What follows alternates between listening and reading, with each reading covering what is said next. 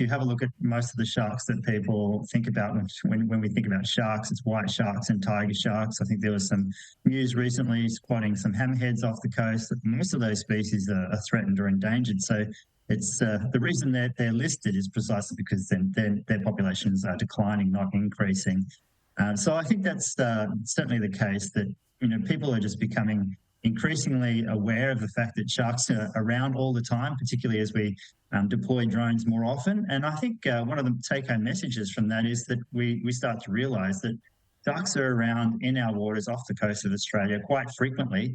And the number of shark incidents, that is the number of people who get bitten or are killed each year, is extremely low considering how often we see sharks off the coast. Once sharks are spotted, how do you go about following them?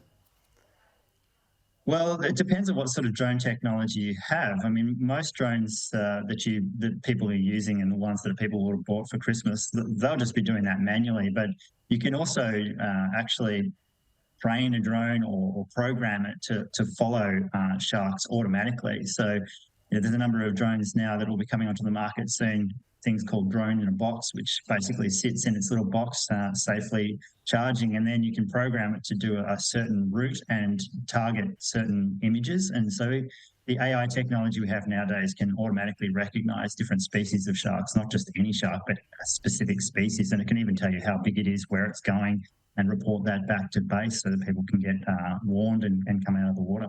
Which species are the ones we should be concerned about?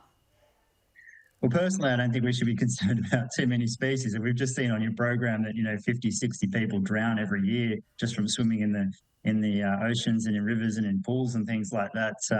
And the number of people who are killed by sharks might be one or two a year on average. So the threat is actually very low, but certainly the ones that most people are concerned about are things like bull sharks, white sharks, and tiger sharks. And oddly enough, warbigons are in the top four of the number of people who are bitten by sharks. And I think that's just because people step on them.